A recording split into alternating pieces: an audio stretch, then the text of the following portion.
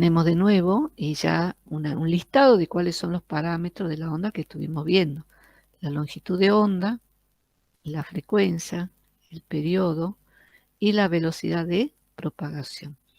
De nuevo, entre dos puntos, ¿sí? Que es donde se repite la posición, fíjense, tenemos la longitud de onda.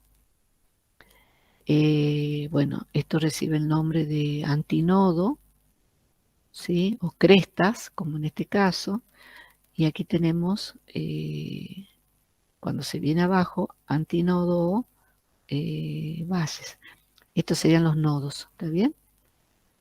Aquí la parte superior cresta y entre cresta y cresta baja, se pone en valor negativo la onda, la posición de la partícula. Por lo tanto, decimos que estos son los bases. La amplitud no es todo, sino solo es, según si este fuera el eje X, ¿está bien? Esto sería una foto, de nuevo. Entonces aquí tenemos el eje Y.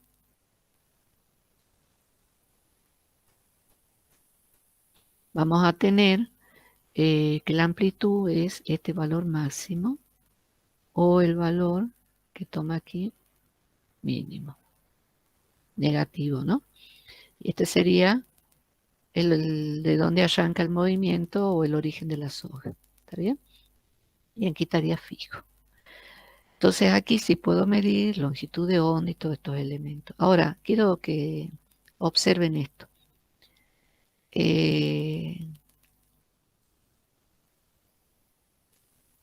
La longitud de onda por la frecuencia, fíjense, por la frecuencia, aquí lo escribo longitud por la frecuencia, esta es la nu, letra nu, no es la velocidad, esto es nu, ¿sí? Es igual a la velocidad de propagación de la onda, con la velocidad que avanza la onda. Y el periodo es la inversa de la frecuencia. ¿Está bien? Bueno.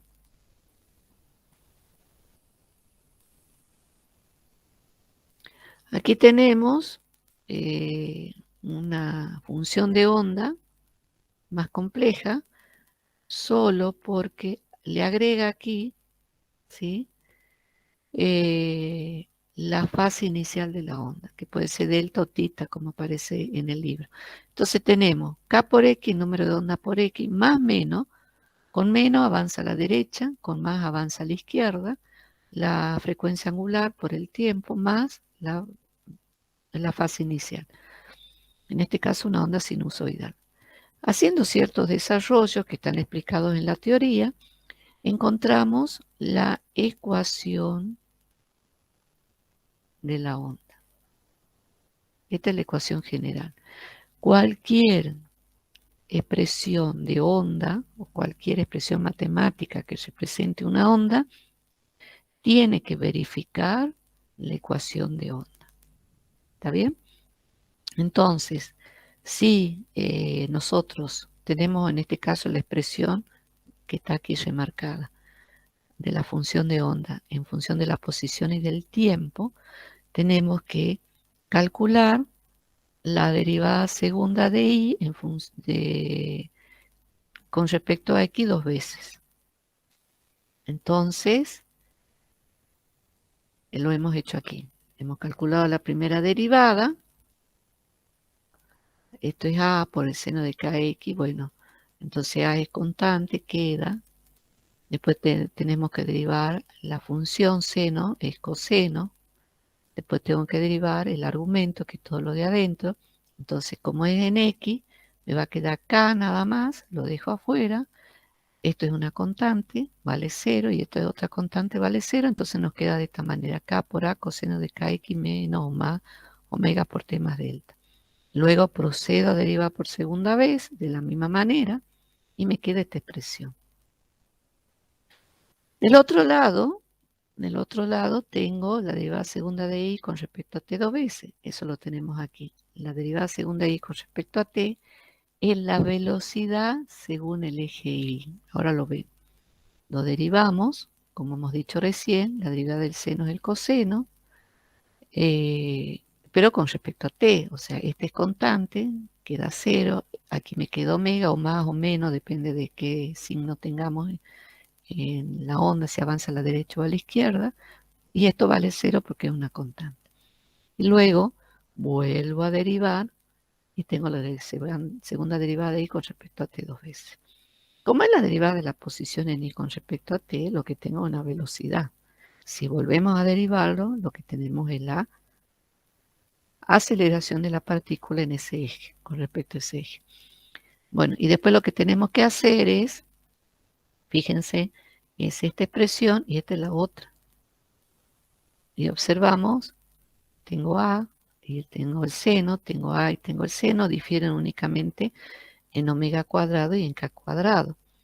Entonces los reemplazamos y estas dos, de acuerdo a lo que vimos hace rato, las definiciones de número de onda y de frecuencia angular, entonces las relacionamos y esto es 1 sobre la velocidad de propagación al cuadrado. Entonces, efectivamente, esto que está aquí es una onda. Expresa una función de onda, un movimiento ondulatorio. ¿Por qué? Porque tiene la forma que hemos analizado aquí, que es la ecuación de la onda. Esta ecuación, cómo se llega a esta expresión, está desarrollado también en la teoría. Entonces ahora quiero que volvamos aquí. Entonces voy a dibujar la soga en el eje X en posición de equilibrio. No pasa nada, no tiene, no tiene, no tiene ninguna perturbación que avance por ella. Pongamos hasta aquí nomás. Esta parte ya no. No, no, ahora se me va a borrar todo. Ahí está, perfecto. Entonces, hasta aquí llega la soga. ¿Está bien? Bueno, un punto, una vez que produje la perturbación, un punto, una partícula de esa soga, lo que va a hacer es subir hasta esta posición y bajar a lo largo del tiempo hasta esta otra posición. Entonces tiene un movimiento armónico simple. Va para allá, luego desciende y aquí también baja y luego asciende. Entonces hace este movimiento, va bien, va bien. Cuando llega a este punto máximo, no puede seguir subiendo. Entonces la velocidad en ese punto, según el eje Y, es 0. Cuando pasa por este punto, ¿sí? Como está en este movimiento de vaivén, pasa de largo. Eso significa que viene con una velocidad máxima y después comienza a disminuir hasta hacerse 0. Y así sucesivamente. Entonces nosotros en el eje Y, en la dirección del eje Y, tenemos la velocidad de la partícula. Pero en este caso, como es una onda transversal, la velocidad de la partícula es, si va subiendo, va a ser hacia arriba, y si va bajando, va a ser hacia abajo. Lo voy a dibujar así para no chocar. Entonces esta es la velocidad según el eje Y. ¿Está bien? Avanza, va y viene. Entonces cuando nosotros calculamos esta velocidad, lo que estamos expresando, fíjense, es la velocidad según la posición y el tiempo. Aquí hemos dibujado la velocidad para una posición fija, entonces podemos ver cómo varía en el tiempo. Pero como en este caso he dibujado para X y he dibujado para un tiempo T fijo. ¿Por qué? Porque dijimos que era una foto. Eso significa que la foto es en un T fijo, no cambia. ¿Qué pasa con la aceleración? Y bueno, como va cambiando la velocidad, va cambiando en el tiempo, entonces tiene que haber una aceleración. Hacia arriba va disminuyendo la velocidad hasta hacerse cero, por lo tanto la aceleración en I apunta hacia abajo, y hacia abajo lo mismo, siempre apuntando en sentido contrario. ¿Está bien? Por lo tanto, la aceleración, fíjense, si esta es más, esta va a ser menos. ¿Está bien? Va a ir cambiando de acuerdo a la posición que tenga la partícula en ese movimiento armónico simple. ¿Qué pasa con una onda longitudinal? En la onda longitudinal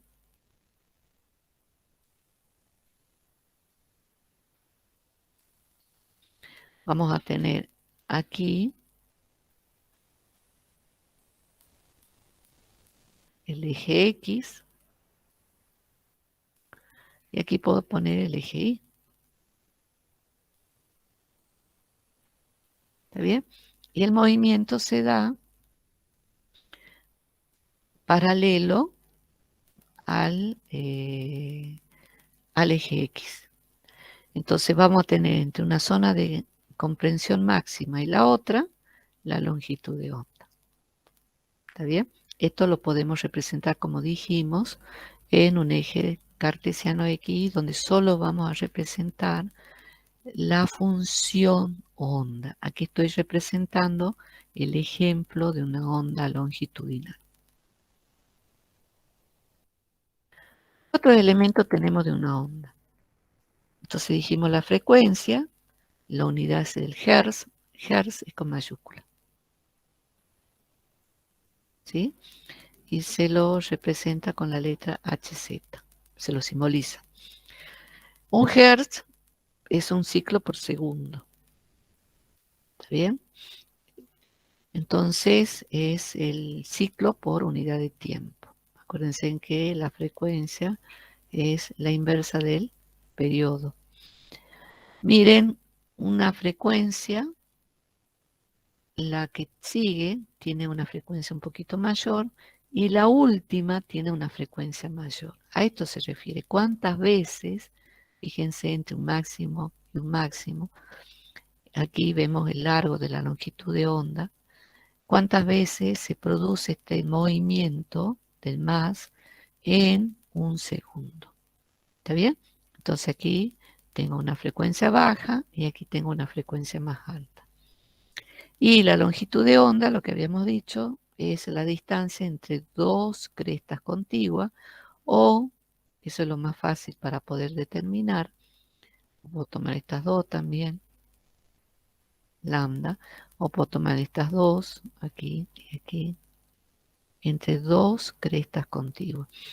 Lo que ustedes se tienen que acordar es que lambda por la frecuencia me tiene que dar la velocidad de propagación de la onda.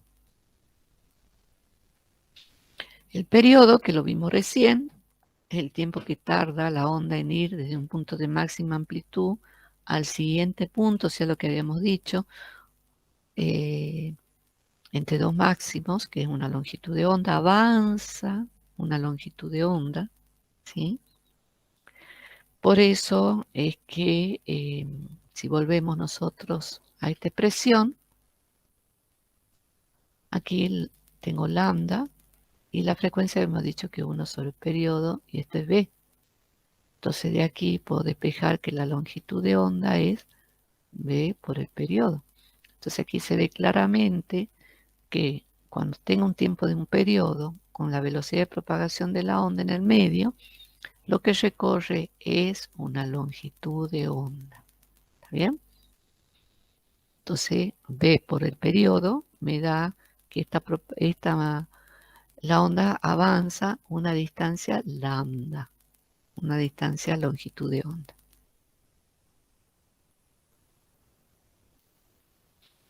Y bueno, la amplitud, lo que dijimos, es el valor máximo, pero medido desde la posición de equilibrio que tiene la cuerda, en este caso, donde están ubicadas las partículas. ¿Está bien? Y es una distancia vertical y es entre ese cero y el máximo, que es la cresta, ¿no? Bueno, aquí decimos que lo medimos en metros porque es la unidad del sistema internacional, pero como es una distancia, es una unidad de longitud. Y aquí quiero que hagamos esta salvedad. Aquí hablamos de periodo, tiempo necesario para completar un ciclo, ¿sí? O sea, producir este movimiento. ¿Está bien? Entonces, si yo digo que aquí tengo el periodo, aquí lo que voy a tener es el tiempo. Estoy viendo qué pasa en el tiempo.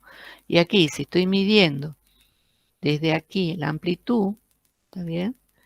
Y mido aquí longitud de onda, lo que tengo es el metro. Ahora, aquí está desplazada en el tiempo, ¿no? O sea que tiene un delta distinto de cero. No es que la perturbación sea aquí nomás, no, la perturbación va hasta el máximo y vuelve hasta el mínimo. Más A, menos A, ¿está bien? Va hasta A y menos A, va y viene. Esta partecita no iría, para no causar ruido. Bueno, ¿qué otras cosas podemos medir? La velocidad de propagación. También está desarrollado en la teoría la forma en que se la calcula.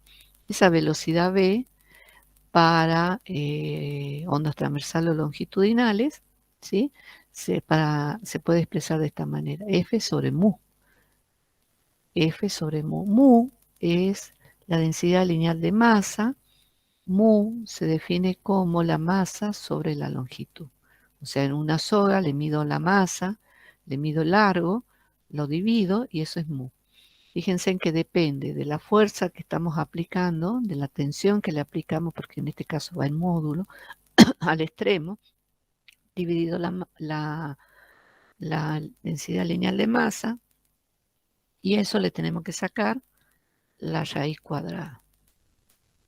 Y en el caso de la onda longitudinal, también supongamos que sea en un fluido, o en el caso de la Tierra, una onda de compresión, necesitamos medir el módulo de compresión beta, que se mide gracias al cambio de presión o al cambio de volumen, ¿sí? Y, o sea, el cambio de presión, el aumento de presión produce la compresión de ese medio material.